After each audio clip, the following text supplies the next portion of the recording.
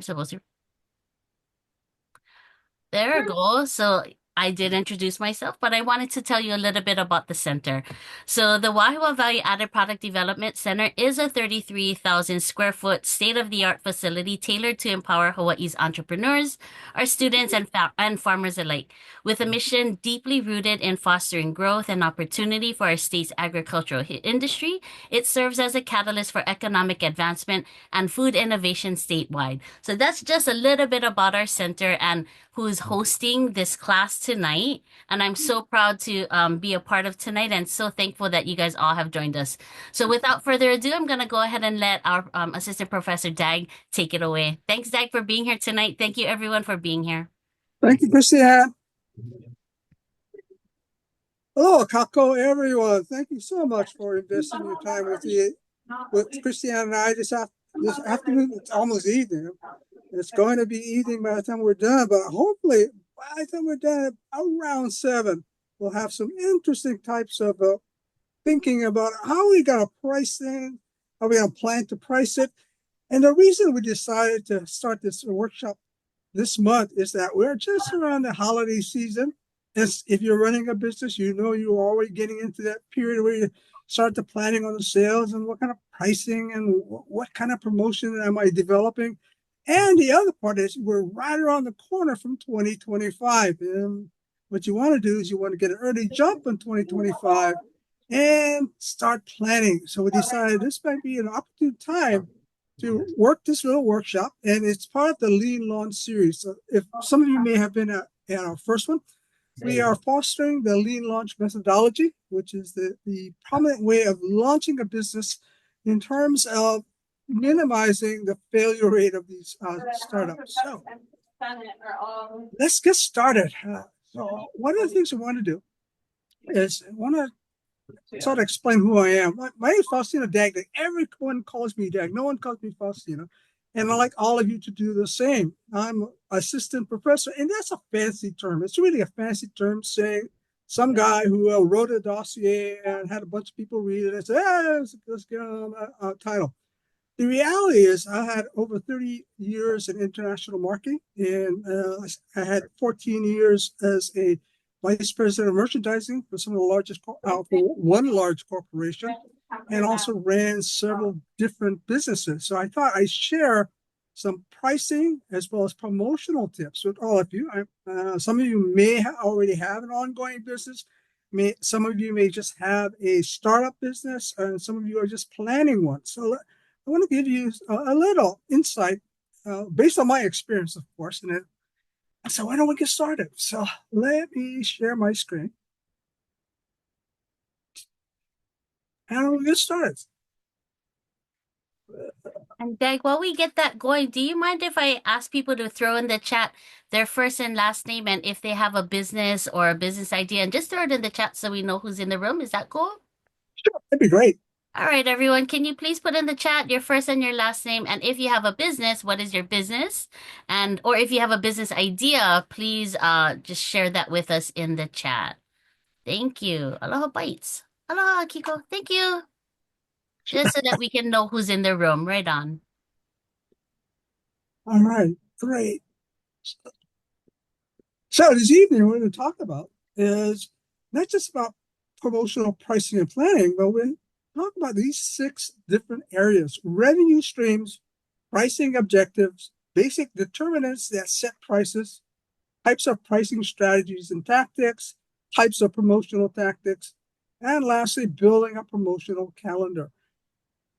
So when we look at something called revenue stream, and I wanted to start revenue streams because many startups, especially, think of a revenue stream as just selling a product or selling a service, and that's about it. The reality is, if you really examine how your company makes money, there may be multiple ways in which to drive revenue. And so what I wanted to do is I wanted to discuss, let me change the direction of I'm looking at, get rid of that little black screen on your right so you see everything. Really just briefly look over types of revenue stream. As I go to each one, it's just going to be a touch. I want you to think about your business or your business concept and see how many revenue streams you can actually develop. The first one, of course, is asset sales. This is where you sell your product or your service. It's outright how you got a product, you buy it, you sell it. That's asset sales. Now I want you to think about the remaining items on the list. Usage fee in your particular business or your business concept. Is there a way to charge usage fee? You might say, well, so that what's usage fee? If you ever took an Uber, that's a usage fee where you will charge a fee for somebody using a service or even a product of yours. So can you think of it like Uber? Again, Uber is a classic case of usage fee. Is there something like maybe you could tutor someone? That could be a part of a usage fee. If you're running a restaurant, could you have you know, a recipe that you might want to have share or sell? These are things that I want you to look at. Usage fees. The next one, this one is my particular favorite. It's called subscription fees. So I don't. So some of you might go, oh, dang, I don't have a magazine. Why should I sell subscription? A subscription just simply means that people will pay upfront for a scheduled amount of product, service, or like a newspaper. This one is interesting because if you can think through your business concept, you can create multiple subscription fees, such as one of the biggest news subscription fees are wine. In this holiday season, you can have subscribed to 24 bottles of wine, sent 2 bottles at a time every month. You pay a fee up front, and every month, 2 bottles of wine show up. I want you to really think about subscription fees. And there's a couple of advantages. One of which is you get the fee up front. You also have a long-term connection or contact with a customer. And that's one of the things I like about subscription fees is this ability to stay in contact with your customer. And that builds something really important as you're trying to scale your business because you want to make sure you have a group of customers who are your loyal grouping. So subscription fees are great. Rental fees, do you have anything in your business that you can rent out? If you're a gardening firm, can you rent out shovels? Can you rent out little travel? What can you handle? If you're a restaurant, can you rent out maybe pots and pans? I'm just thinking out loud. It's not very creative, but I'm sure you are. When we talk about rental fees, what can you rent from your business that will drive additional fees? Licensing used to have to do with intellectual property. And this one maybe, if you are a restaurant owner, you might want to license some of your recipes to restaurants in other parts of the state or even out of state. So again, licensing fees means you're going to charge a fee for people to use your or intellectual property. Next one's called intermediation fee. Intermediation fee simply means you're a broker. You bring two people together, and the classic intermediary is Airbnb. They don't own the property, and of course they don't own the owner, but they bring both of them together, and when they both make an agreement, Airbnb gets a fee. The last one on the list is advertising fee. Can you have somebody say, if you have a storefront, maybe put a little a plaque in front of it or a little poster, and you can charge them advertising fee. Again, what I want you to take a look at these. Again, you'll have access to this video recording. So I want you to look at these when you're looking at that recording and try to really think through, how can I add a second revenue? So what I'm going to be doing now is, now that we have an idea that we can get multiple revenue streams into our business, we're now going to look at pricing. And pricing is a tactic to set prices for each segment. So each one of these revenue streams could come from a different segment of your particular market. And now we're going to talk about and sort of investigate, sort of massage different types of pricing tactics that can be used to generate revenue.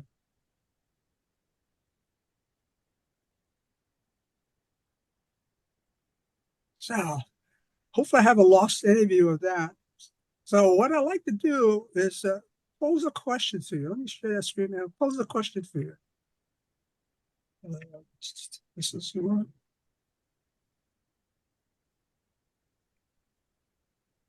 And I like to pose this question to you. I want you to write it down. And again, if you can't do it right now, you might want to think about it for the future. What additional revenue stream can you add to your asset sales to create these two streams? And so I'm going to challenge you to think about it. At least try to come up with two revenue streams for your business or your business concept, because that will add to your revenue as well as your profitability. So let's take a look and move over to pricing strategies. And at this point, I'm going to show you a video. And this evening, I'm going to share 4 videos with you. This is the first. And when I show a video, it's a 2-step process. So I want to make sure that I don't lose any of you. I just want to warn you up front, it's a 2-step process. So you'll see some blank screens before you see the video. So let me get into the process. By the way, the video is from Steve Blank, who is a founder of the Lean Launch methodology and is a professor at Stanford University. And we have worked with Steve quite a bit in launching companies. So let me get that video up and running. Again, just 2 steps. Don't want to lose anyone.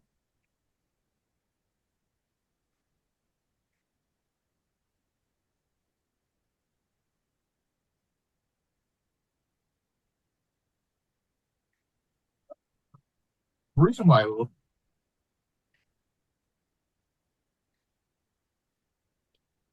Okay, now they should be popping up. this lecture is that there's a series of common mistakes that first time you experience them.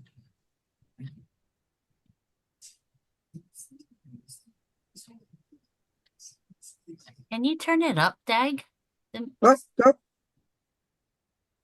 Can you make it a little louder? oh, it's okay. Okay, let me. Thanks. All right, let's get those boxes clipped up.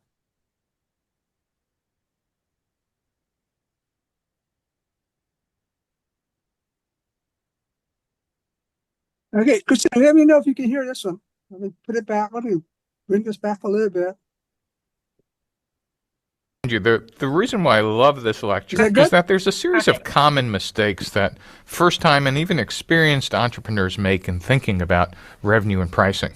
And the first one is that this whole idea about revenue stream, Steve, I get it. You know, a revenue stream, it's about the price, the dollar amount I'm charging customers. That's a mistake.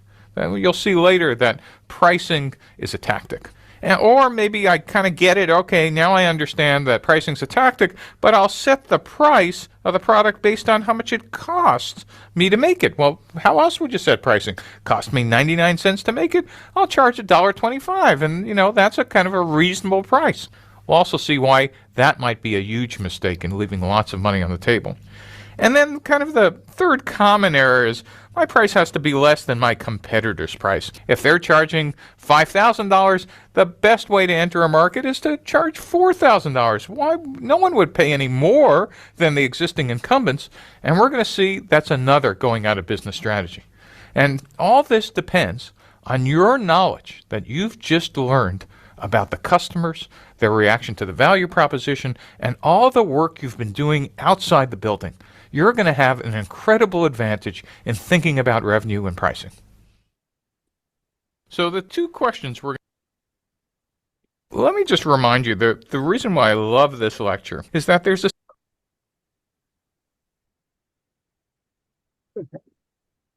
So one of the things we want to do is to make sure you understand it. Revenue streams is just the strategy, and what was going to follow we're talking about is the pricing.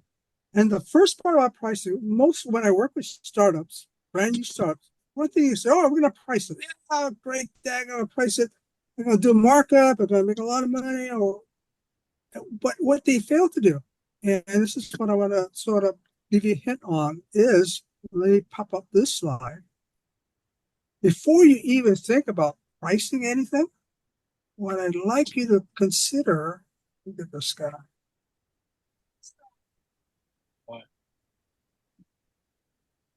is your pricing objectives. And the reason I want you to consider your pricing objectives is if you just set out for a price, and most people, when they do a startup, I'm going to set a price because I want to sell as much as I can. And that's a great way of thinking on a startup. May not be a way to actually be able to be successful at the early stages of your startup. So I want you to consider these three areas of pricing objectives. The first area is called a profit oriented.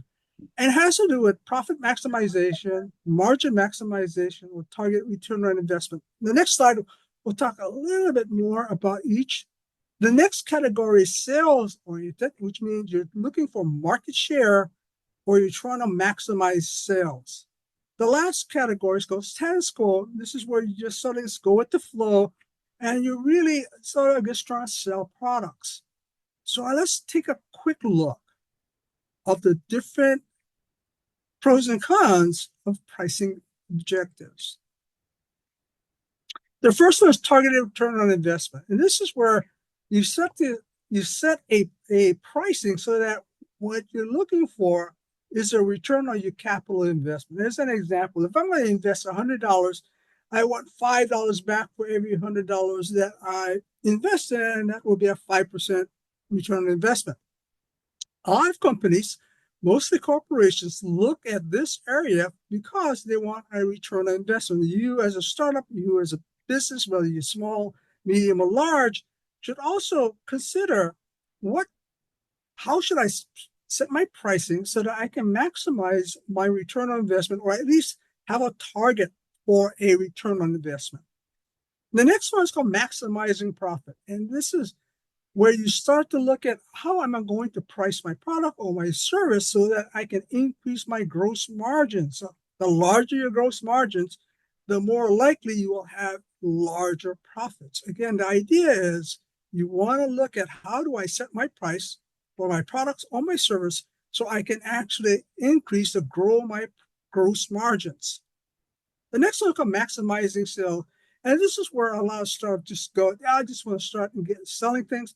One of the things you have to really be careful of is that you would like to get as much revenue as possible, but you really have to be careful that it doesn't hurt your firm's profitability.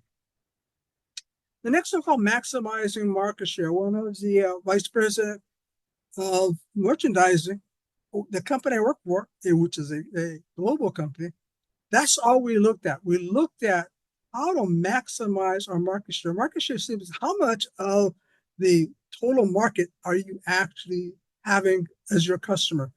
And this is another way for you to look at it is market share. The one concept I want to talk about market share is to calculate it is might be complex. If you're a startup or a small business, you may not want to really focus on market share, but if you're trying to scale, that's where you start to look at.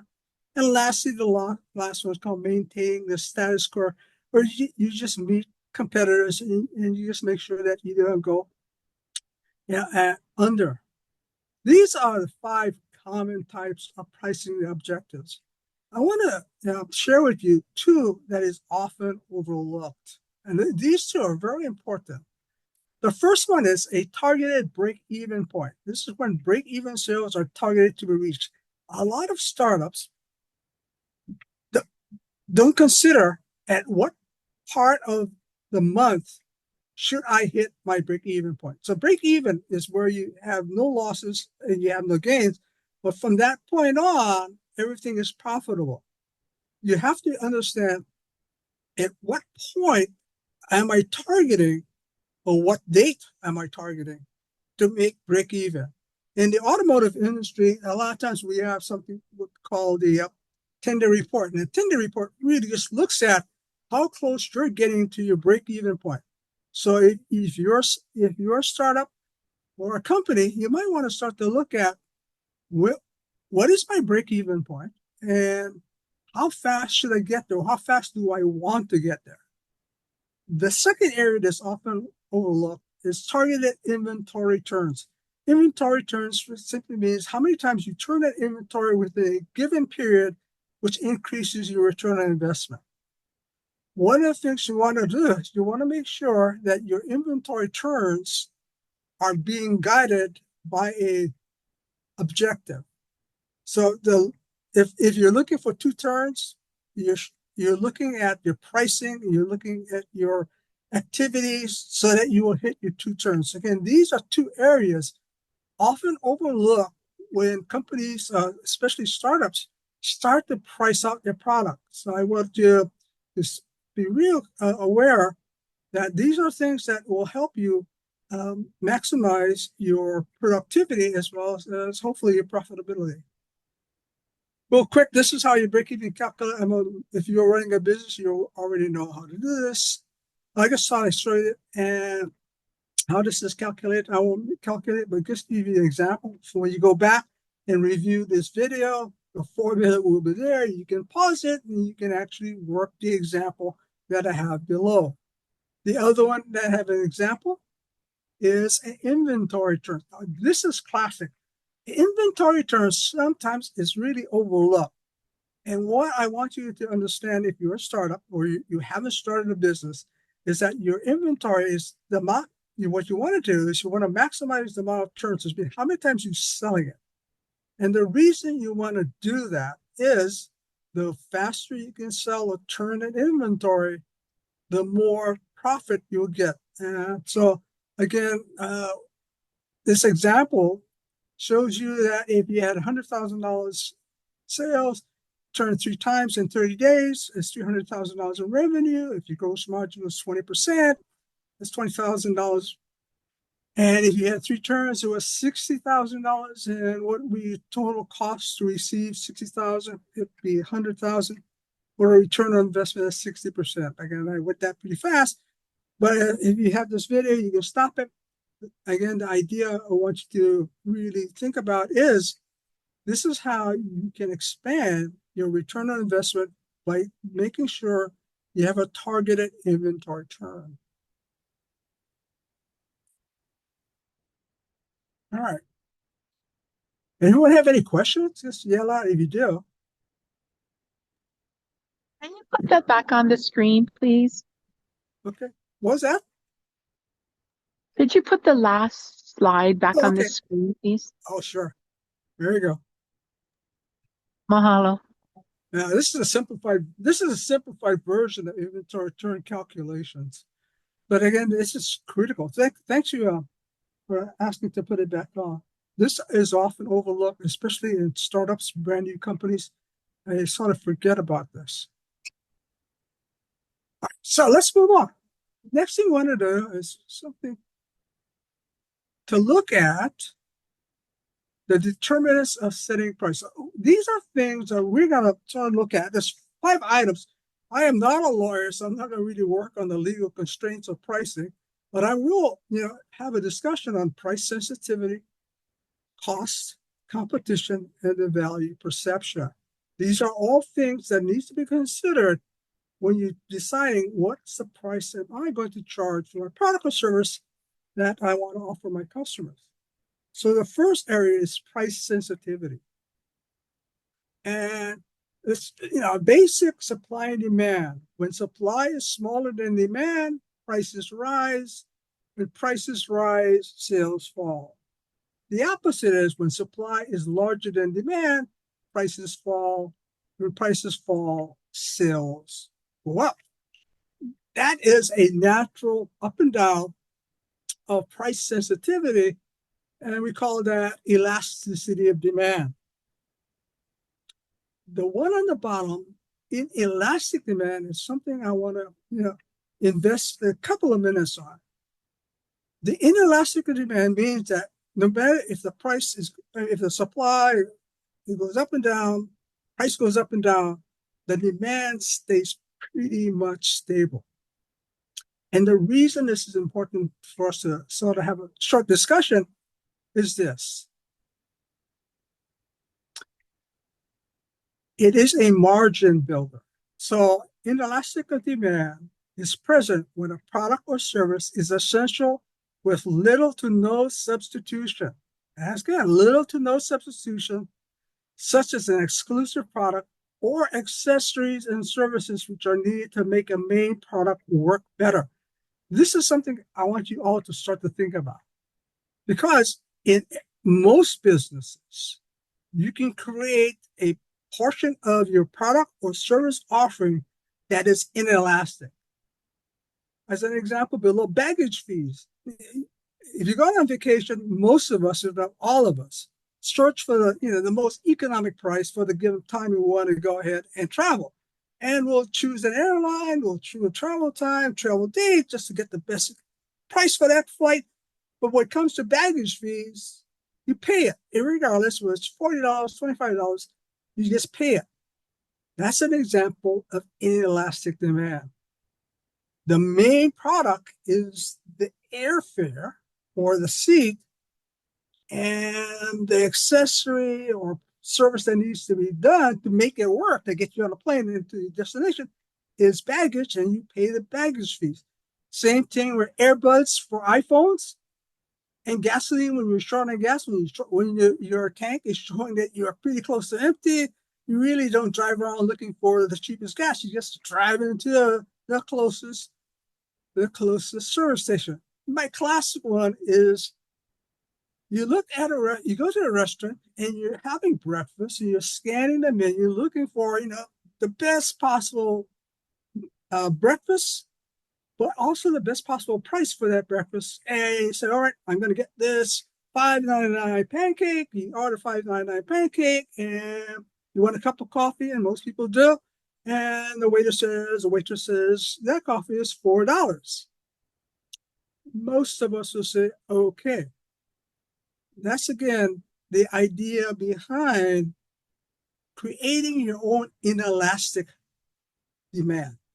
And if you search your particular business model, your current business model, or your business concept, you want to find either a service or a product accessory, especially, that can be used to create an inelastic demand situation, because it helps build your margin. And so I'm going to pose to you another question for you to consider and write down. What product or service can you add to your offerings to create inelastic pricing for that item? This one, again, I would like to encourage you to really sit down and, if you're running a current business, look at it, examine it, and see where you can create one. And if you're planning right now you're designing a business, I want you to design an item or a service that's also going to be inelastic. Again, it's important because it builds your margin. Any question about that concept? Let's sort of move on to the next category, cost. And so what we want to do here is that what you're looking at on your screen is the typical components of a cost: fixed expenses, variable expenses, labor, marketing and sales, shipping and deliver, and taxes, which usually comprise what we call total expenses. From a pricing standpoint and a pricing creating standpoint, total expenses are usually then added to with additional money or dollars, and you create a price, and that's called markup. A markup simply means that you take a cost and you add an amount to it, and that will be what would be your contribution margin, which eventually becomes your profit. The one in the next to it, keystone, is for retailers, especially for retail industry, where they don't bother calculating a lot of things as the markup. They simply said, if my cost is 100, I will just sell it for 200. Keystone means just to double what your cost is. The markup, you might want to calculate different pricing, but if you use the keystone method, especially in retail, you get whatever your cost is, you double it. These are the two most common ways into pricing. So this is cost. I'd like to share with you a cost that, again, may be overlooked. And I think if you haven't thought about it, I think you might find this particular area quite interesting. So I'm going to turn the slide and also going to show you a video why this particular cost needs to be looked at and addressed. So that overlooked cost is called the customer acquisition cost, or CAC. There's a little explanation, but before I go back to the slide, I want to show you a video. This video is 8 minutes long, but I won't use a full 8 minutes. I'll just use maybe about 4 or 5 minutes of it. But it gives you a really accurate understanding of why it's important to, one, understand what your customer acquisition costs and how to minimize it.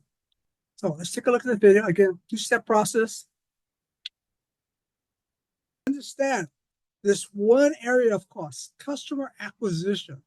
If you saw that video prior to where they asked the question, how profitable, you would think that business was flying. You would think that business would just be just going off, because all the numbers up to that point were just fabulous.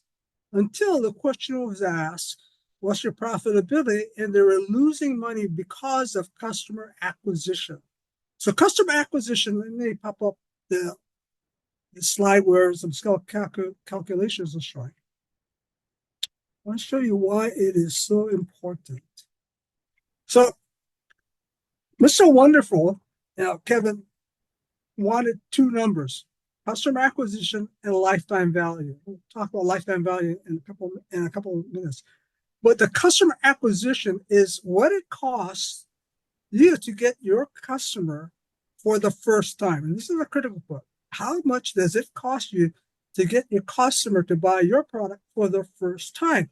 And it's usually calculated this way, where marketing costs, selling costs, and delivery costs are divided by the number of new customers, not customers, but new customers you get within that given time frame. And so that becomes your customer acquisition costs. And with that customer acquisition cost, the second number that Mr. Wonderful wanted was lifetime value. And lifetime value, it represents how much revenue or how much dollars you will get from a customer over a given period of time. And so you have, again, a calculation, average sales times number repeat. Again, I don't want to delve too much on the formulas for both customer acquisition as well as lifetime. But what's important is that I'm going to show you to the next slide. If you're not careful, you'll end up with your cost of acquisition greater than your lifetime, which means you're losing money and you'll shortly go out of business. A well-balanced business model has your customer acquisition costs much smaller than your lifetime value. And so you might say, Dad, so how do I get that one to the right? How do I get my cost of acquisition lower than my lifetime value? And this is what you need to look at. You need to look at tactical pricing and promotions, which we'll cover at the end, towards the end of this evening, to generate repeat customer purchase to reduce your CAC and increase lifetime value. And so what you really need to understand is, do you have a customer retention plan in your business? And the reason is the customer retention plans, the more times a customer comes back, you notice that little illustration about the repeat customers, and then one new customer. That new customer, really, the acquisition cost of that is really low because it's being covered by repeat customers. So what you want to do is you want to make sure that you have in place in your company or your company design some form of customer retention plan. Most probable ones are called loyalty programs or insider special discounts, membership programs. Other types we'll cover towards the end of this evening. But you should really think about having a customer retention plan, because it reduces your customer acquisition costs and raises your lifetime value, which actually is a really good thing for a business. How to figure it out is the 20-80 rule. 20% of your customers drive 80% of your sales. If you can keep those 20% of your customers happy, they keep coming back, they'll bring others with them, and you'll keep buying. So this is what I want you to consider when we consider pricing and promotion under the cost factor. So hopefully this is helpful. So again, I got task you with thinking about what customer retention program can you add to your business. I want you to think about that. So let's go into the next area of how to focus on pricing, which is competition. So pricing starts with an objective, which we spoke about earlier this evening, which may be sidetracked by competition. And again, I sort of giggle because for a lot of brand new companies, inexperienced owners, this term competition scares them crazy. And whenever one of their competitors makes this dramatic price change, they suddenly go, wild, trying to figure out what should I do? What should I do? And I usually like to say to them, keep focused, eliminate distractions, cut through the noise. And this is what I mean. How are you positioned in the market against your two closest competitors? And the reason I'm saying your two closest competitors is because those are the two who you should be actually focusing on. You want to make sure that you're always in front of them. I mean, in terms of profitability, in terms of sales, whatever you think is a good measurement for you to be in front of your competition. But look at these two closest ones. Because once you start to pay attention to those outside of those two, this is what happens. You get distracted. And when you're distracted, you may do certain things that will take you off your course, which may cost you sales, might cost you margin, might cost you some profitability. So what I want you to consider when we're looking at competitions, one, you sort of have to know how you're positioned against your two closest competitors and not get distracted by one of your competitors who are down the road from you doing a pricing change or a pricing promotion. So let's look at how you can take advantage of this area if you don't get distracted. So we talk about marketing position. If you were at the first our first area in our series, we talked about positioning. And positioning simply means how do you make your company or your offering differentiation from your competition so you stand out, so you are apart from them. If you can determine what that is, then you can then position your company so that that differentiation becomes the memorable part of your business. Again, first of all, what you want to do for market position is to find an aspect of your company. It could be a product, it could be a service, it could be a philosophy, it could be multiple things that you have to look at to differentiate yourself, make you different from your competition, especially the two that's closest to you. And then position that differentiation in the minds of your consumer. So let me show you an illustration. So again, in the world of lean launch, we call the core product the minimal viable product. This is the part of your product or service offering that satisfies what problem you're solving. But that just puts you in a way to solve problems. What we want to do is to create the outer ring, which are unique value proposition and differentiation. Unique value proposition, I'm going to share a video with you in a couple of seconds to explain that. But this is what's important.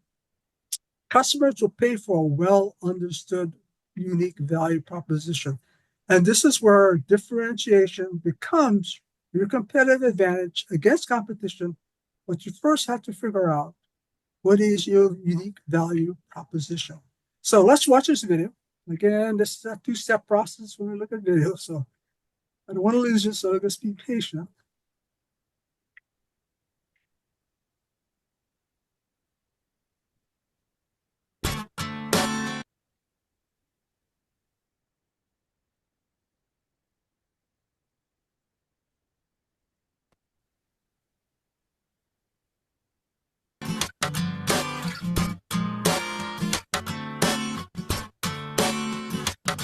Your UVP. Your business's unique value proposition is the basis for every message you're sending out. If you own the only shoe repair service in town, your gigantic unique value proposition may be that you're the only shoe repairer in town. It's enough to hang up a shoe and have somebody come to you. If there are 15 shoe repair shops, however, you need to be the one that stands out in the crowd somehow. Identifying your unique value proposition is no easy task because it's not just about being valuable. It's about being unique. What do you bring to the table that others do not, or cannot, or are not willing to? How does someone know that you're good at what you do? Contrary to popular belief, it's not about the Ers. Better, faster, cheaper. It's about the Ests. Those are, you're the best, you're the fastest, you're the cheapest. If you just tell me that you're cheaper, are you Walmart? Because they're the cheapest. And if you tell me about how you make people happier, are you Disneyland? Because that's the happiest place on earth. And Zappos, the best online service. And the wine bar downtown, the largest selection of wines by the glass. That's something I'll tell my friends about. My dentist, he's the friendliest. And that's why I go there. And that's his unique value proposition. Think about what is it that you bring to the table? And sometimes that's hard to do when it's you. How about you ask some of your best clients, people that view you from the outside, and say, why did you choose me over someone else? Unfortunately, there will always be a portion of the population that ignores you. It doesn't matter how good your unique value proposition is in those cases. Those consumers just don't need what your company has to offer right now. And that's okay. Because if you're memorable, they'll come back to you when it matters, or they might just end up being a surprise referral source in the end.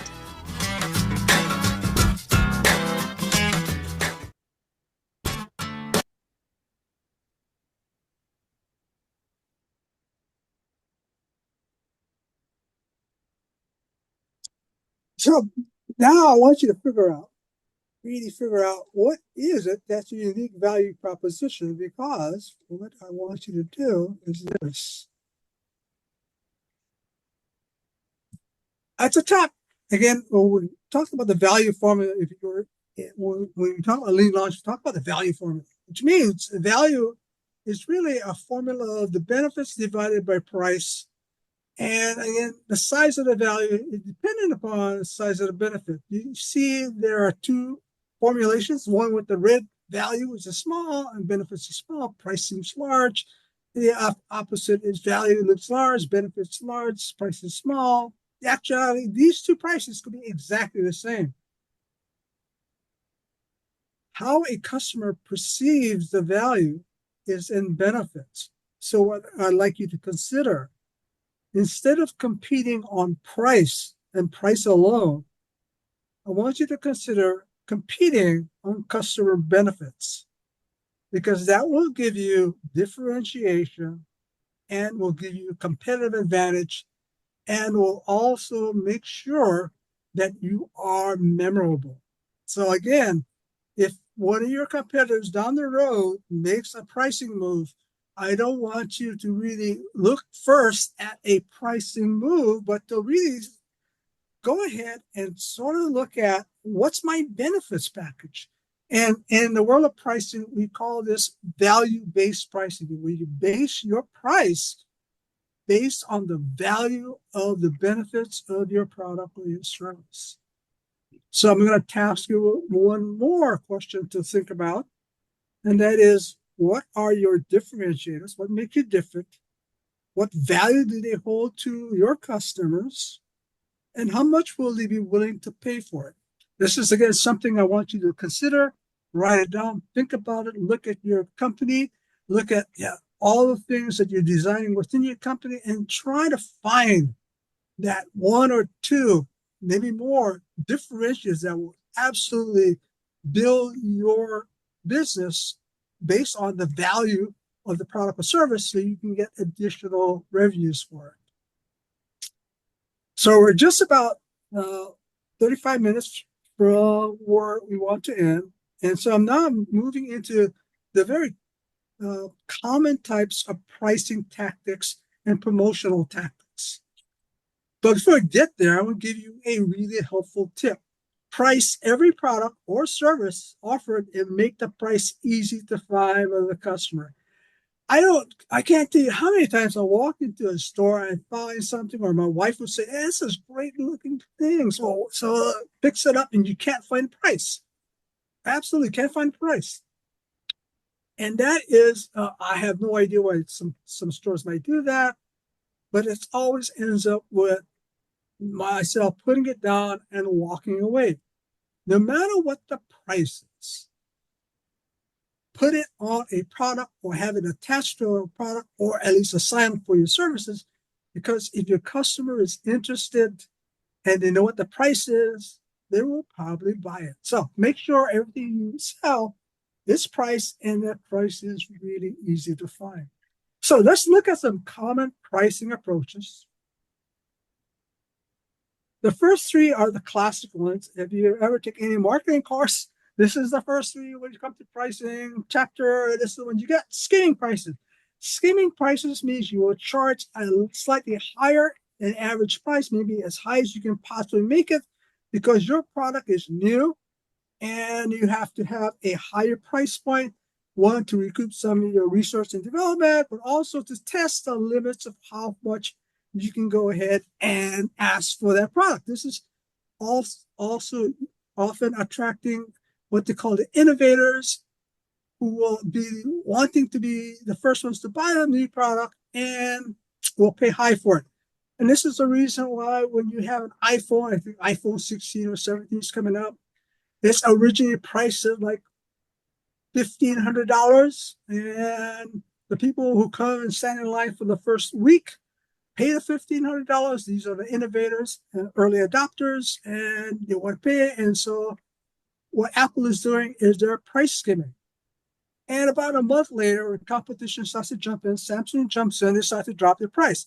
But skimming price is something if you have something that's brand new and really have very little competition. The opposite of that is penetration pricing. Penetration pricing is when you want to grab market share.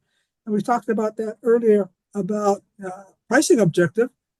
And so penetration price, you get as low as possible to grab as much market share from your competition as possible. The other ones for everyday low prices is where you select a price, you think it's a fair price, and that's where the price will be for the remainder life of the product. So these are three most classic ones. There's others. I'm going to let this click off, and I want to come back to the one that says the video. I'm going to show you one final video for the evening.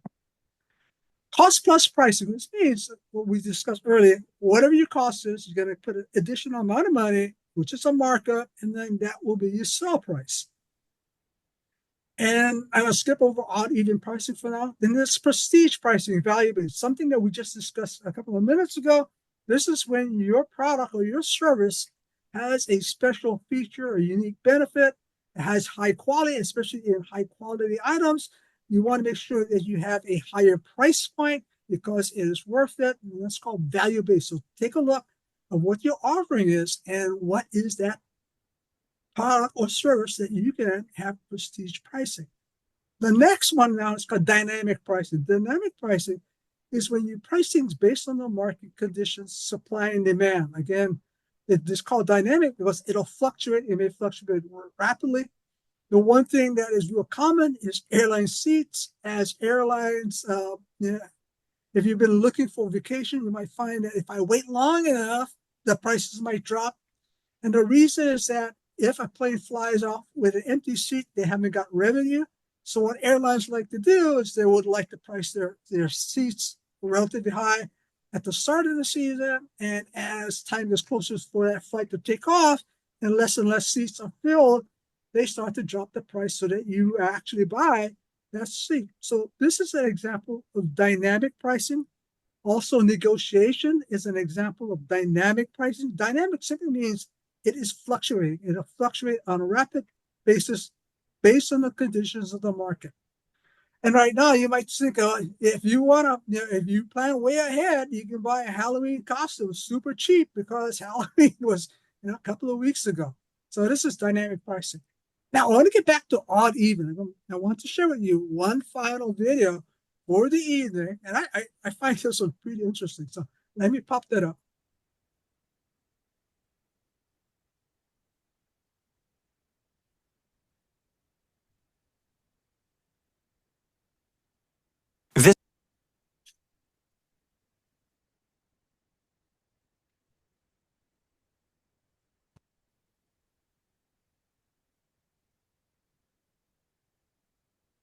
This video was made possible by Squarespace.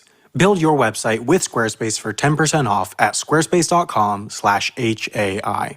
So you know how the price of pretty much anything ends in 99? Watermelon slicers, 200,000 sheets of paper, a Nicolas Cage pillowcase, the air conditioning and refrigeration repair made easy book, a life-size cardboard pig cutout, scissors. Literally everything you could ever want is priced ending in 99 cents.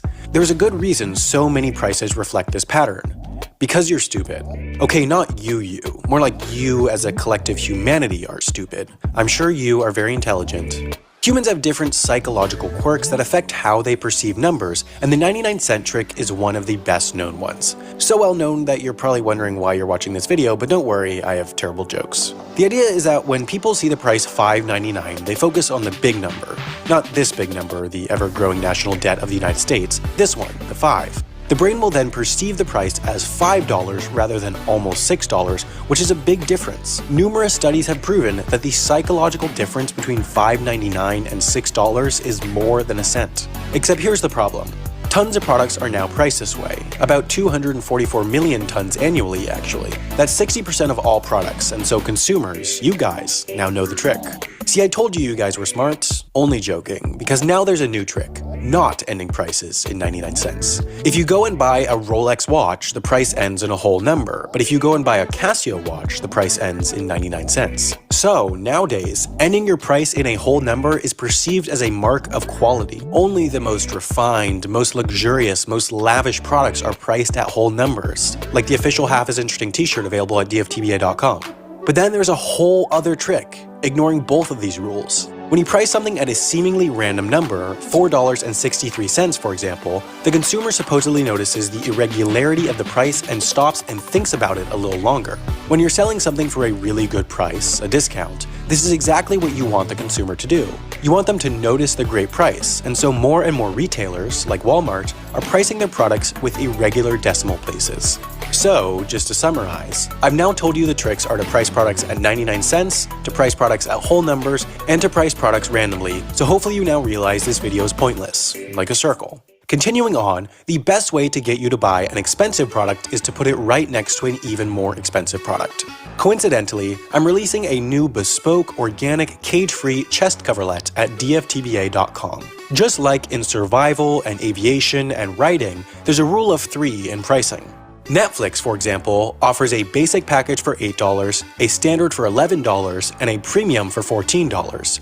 Now, the one that they're really pushing you towards is this one, the standard. The basic package doesn't even offer HD, which few people would want, but for a small upcharge, $3, you can get the standard package with HD viewing and multiple screens. Netflix still can, however, market itself as costing $8 per month. Meanwhile, there's the most expensive option at $14 with options that few people will need, like the Ultra HD quality and 4 simultaneous viewing screens. Most people will disregard the lowest option for its lack of features and disregard the highest option for its price, which leads them quite easily to the middle standard option. Restaurants are also notorious in using a variation of this trick where they put a $60 steak on the menu to make a $20 burger seem cheap. Netflix also deploys another tactic that almost every online business uses: monthly pricing. Anyone can agree that you'd be much less likely to sign up for Netflix if it was advertised as $132 per year, even though that's the same as it costs nowadays. So breaking it down into a monthly price makes it seem much more reasonable for most. Speaking of online businesses, you should sign up for Squarespace because you can have a beautiful website with them starting at just 0.000.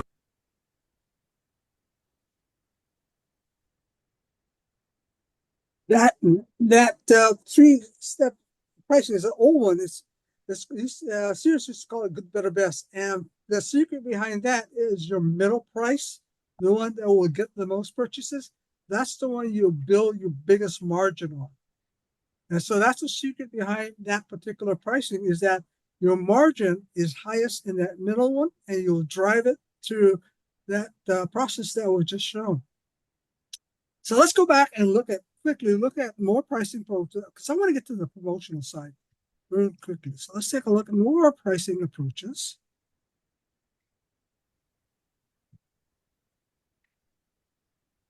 Competitive pricing, leader pricing, captive pricing, good, better, best pricing, which we saw in the video, and predatory pricing. Competitive pricing means you just stay within the range. You're going to stay within the range of your two closest competitors.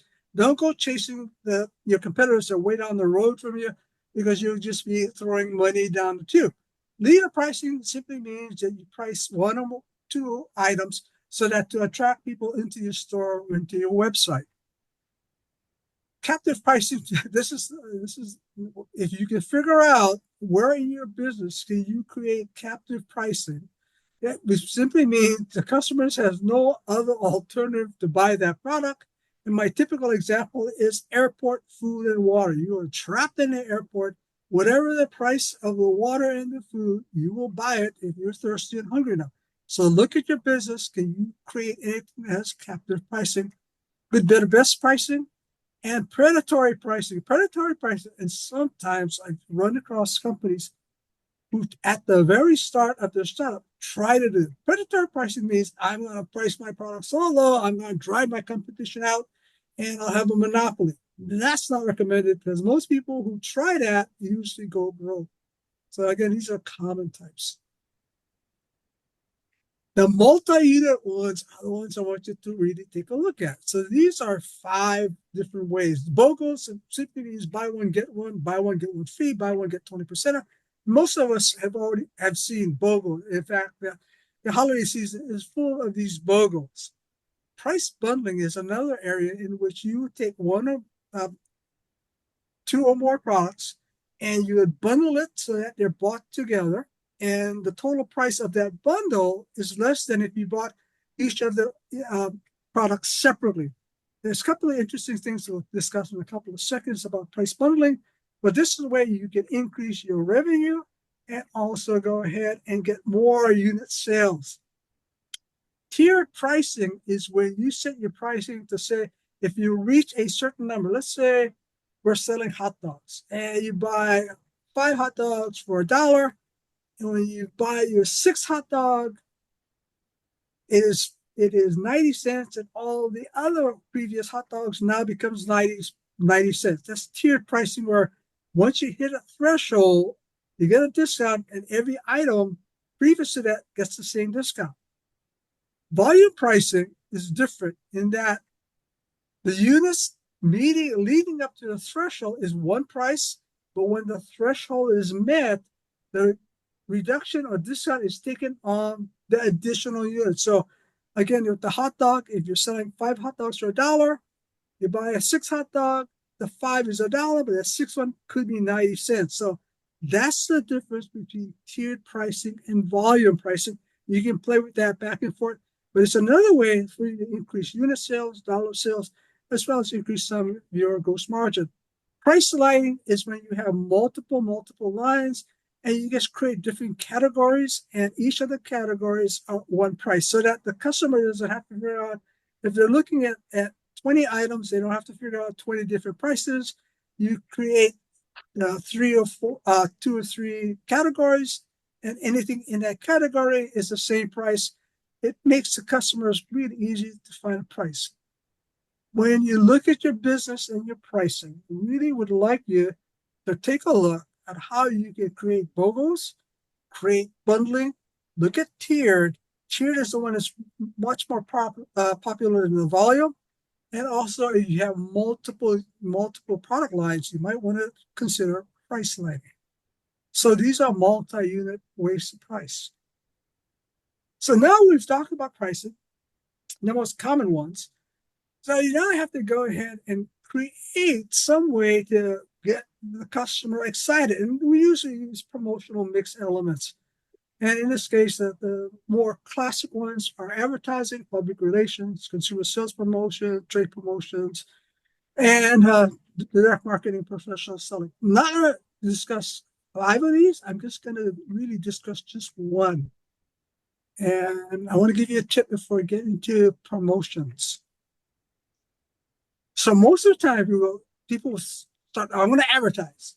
And in my mind, the one thing about advertising, as good as its pros and cons, but advertising is a paid message. You pay for that message. It's delivered over some kind of communication channel. It could be over television, it could be radio, it could be magazines. You pay for it, deliver it. The issue is that it has a lag time between when the message is delivered and the response takes place. Again, that's the thing about advertising. There's a lag between when the message is delivered and the response takes place. Promotion, on the other hand, is to drive revenue with an offering that creates quick response, oftentimes immediate response. So let's take a look at some of the more classic ones. First one is, again, sales promotions. Only goal is to drive revenue.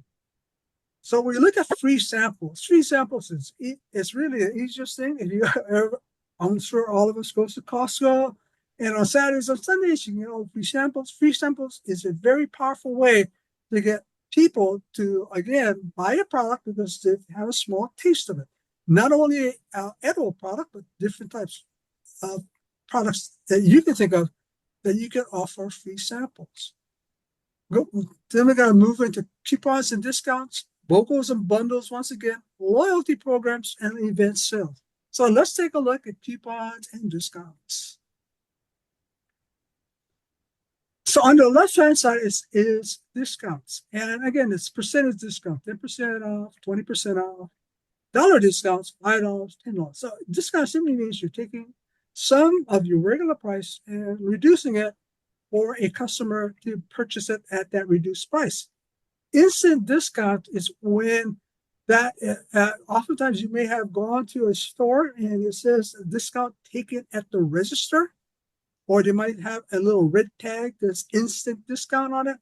This is when you're trying to move you're overstocked mostly, but you want to move it quickly. So it's an instant discount, take it at the time of purchase. The next two, I kind of want you to look at member discounts. And the reason why, even though you might mean Costco is a member organization, you buy into the membership and you have discounts, store prices. But if you can create some kind of member type of discount for your customers, and the reason is it is part of a retention plan. The other one, this is the one I want you to really look hard at. If you can't do it, and if you can't still try to do it, it's called lifetime discounts. And it is pinpointing a very specific demographic group. The one I really want you to consider is, can you create at least a senior citizens discount?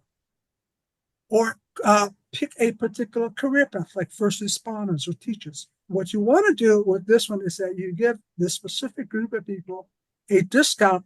Again, it drives additional business, it drives your customer retention, and reduces your customer acquisition and improves your lifetime value. Promotional discounts we'll talk about in a couple of minutes. If you can, offer a referral discount, which means if you have a current customer, if they come in with a friend or a family or somebody, and you say, all right, I'm going to give you a referral discount. This is where so many friends and family sales work so much, because you all bring your cousins in, you bring your nephews in, and you get these discounts. That's discount in general.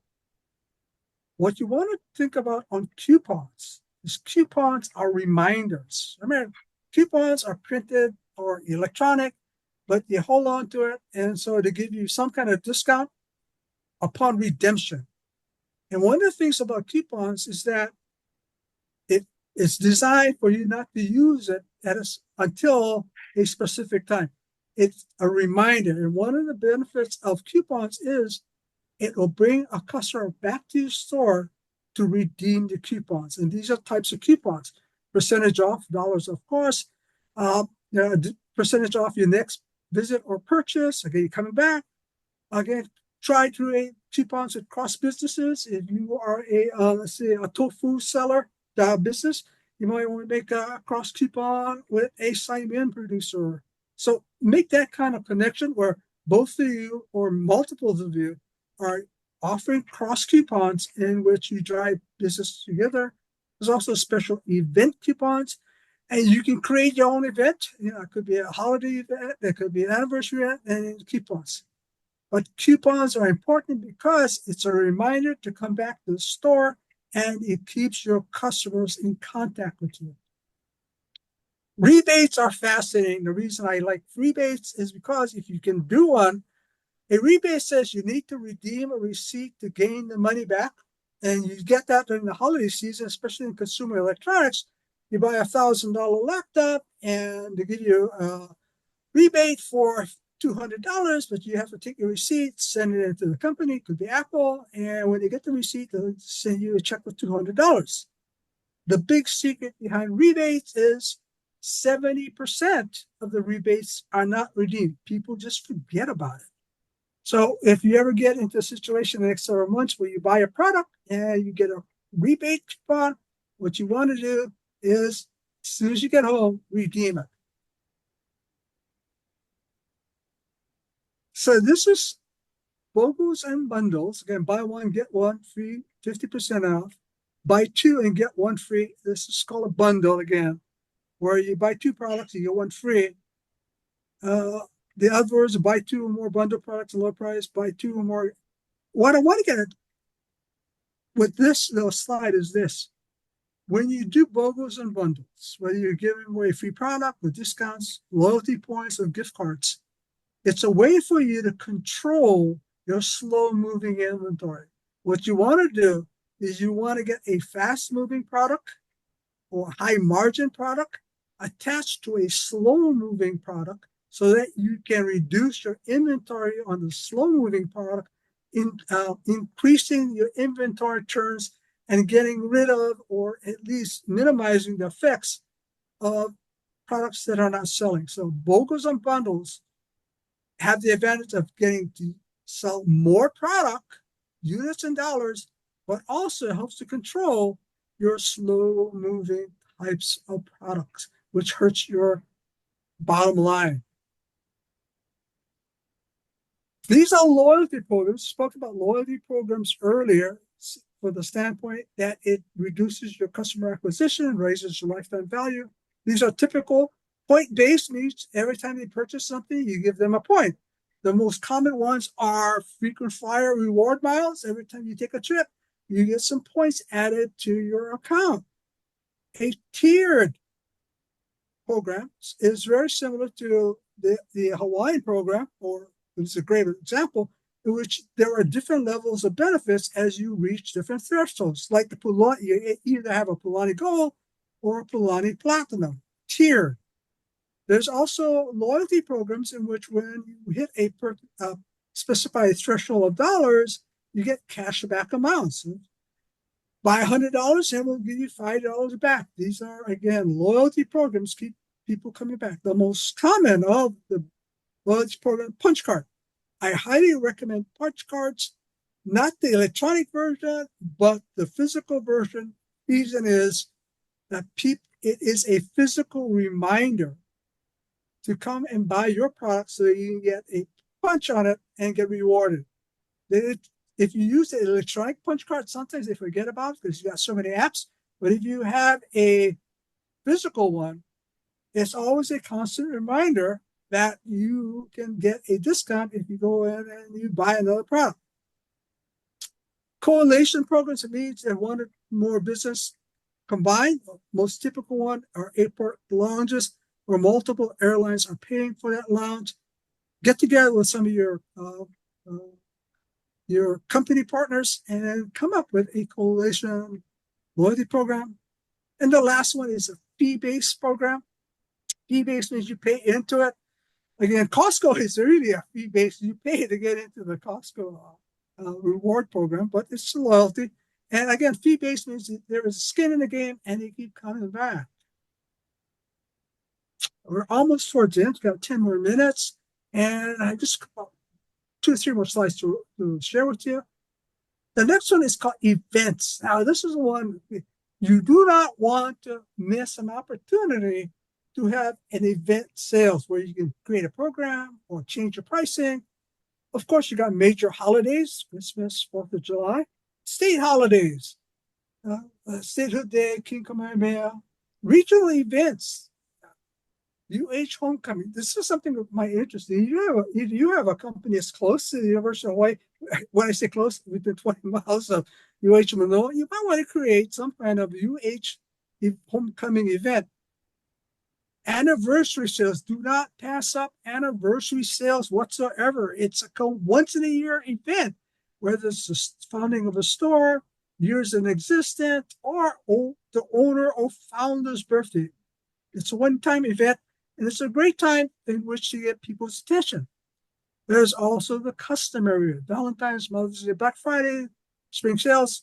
So these are things that you don't want to pass by, because in these major events, customers are really in tune that I want to buy something, so I'm looking for a reason to buy. The one I really like, and when I was merchandising, vice president of merchandise, I use this quite often, as I created my own holiday. One of my favorites was the Lucky the Friday the 13th. Friday the 13th occurs maybe about 2, maybe 3 times you're lucky in a year. And so everybody, the attention is Friday the 13th is about luck. So I used to use it as an event to drive really promotions that were just not just eye-catching, but it was really profitable for the buyers, because it was huge discounts. I got rid of a lot of my slow-moving items by pricing it really low and using Friday the 13th as an excuse. So you, as a store owner, as a business owner, have the ability with some creativity to create your own events in which none of your competition can actually copy. So I've just been discussing for the last 80 minutes, different ways to price, different ways to look at promotion and tactics, and some tips and tricks on how to get your margins up, how to get profitability up. And I want to end the evening, we have about 10 minutes left, in an area about planning your monthly promotion calendar.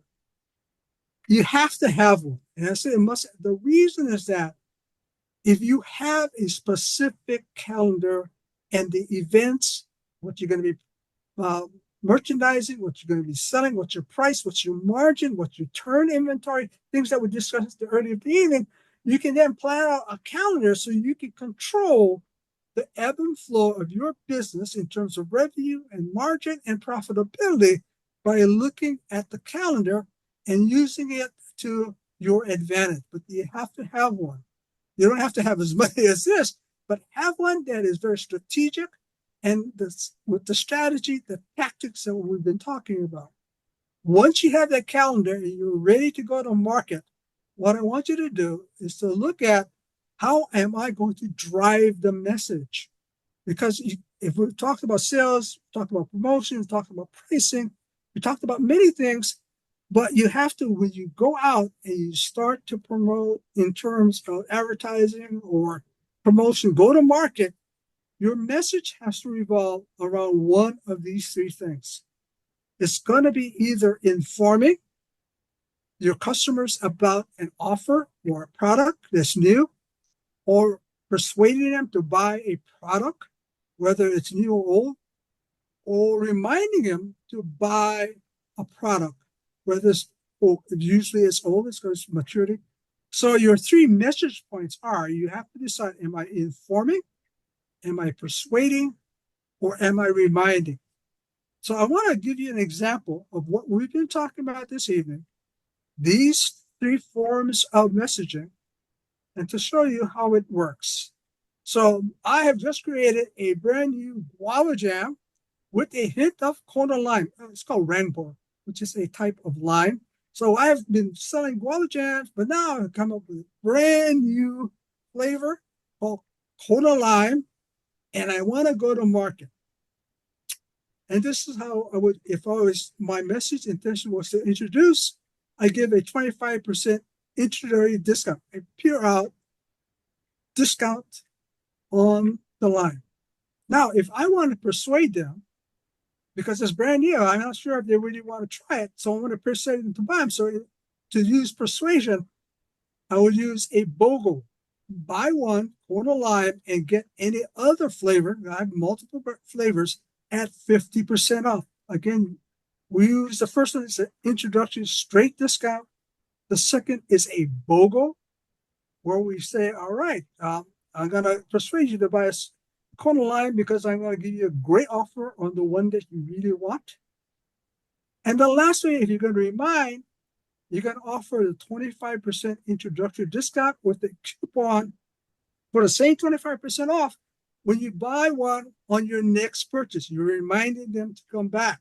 So this is how, when we look at this messaging, informing, persuading, reminding, and combining it with what we've been talking about in terms of pricing and promotional tactics and strategies, you can create a program. If you notice, the discount is exactly the same, just that we have presented it in 3 different fashions, because what we want to do in the world of marketing, this is what we want to do. We want to first to create attention, drive interest, create desire, and finally action, which is the purpose. When we look at action, interest, desire, and action, the way we structure the offering, going back to that, how we structured these 3 offerings with the same type of discount, with this format of attention, interest, and desire, if we formulate it the right way, we are communicating to our customers by encoding the message in which they get excited and will give us feedback and buy the product we're trying to sell or the service. So you can see that what we've been talking this evening is really about communicating an offer so that you can get a feedback in such a way that your customer becomes excited, they get energized, they want to buy more, and they want to buy often. So that was I have one more slide before I go, but that is where I end the discussion of pricing and promotion planning. Is there any questions? Well, we have about 5 minutes left. Any questions that anyone want to ask? If not, if you want to do it in private, let me put up my second to my final slide. So let me go. And so if you want to, there is a limited one-on-one complimentary consultation with myself in person or in Zoom. And that's going to be available in the time next week. So if you want to schedule a complimentary consultation on your business, on pricing or promotions, please contact the Wahiwa Value Added Product Development Center for available times and dates, and then make an appointment. And I'll be glad to meet with you on Zoom or in person at the center, and we can talk story about it. And with that, this is my final slide of the evening. Eke aloha pumihana. So great aloha with great warmth. So with that, I thank all of you. Oops. Oh, I think we're back. Stop sharing. Oh, I think let's stop sharing. Okay, I think we're done. All right. All right. So thank you so much for staying with me the evening. It's now about 2 minutes to 7. I appreciate that you're all attentive, and I appreciate so many of you have remained for the last 90 minutes, and I hope you learned something about your business and have gotten some tips that maybe will drive higher profitability, higher unit sales, or just find ways to have fun in running your business. So with that, thank you so much for the evening, and have a wonderful remainder of the evening. Thank you. Thank you. Mahalo. Hi, mahalo. Thank you. Thank you. The recording will be provided to you by the Wahoo Value Added Product Development Center. They'll be sending you a link for the replay. Oh, mahalo. Bye. Thank you. Thank you so much.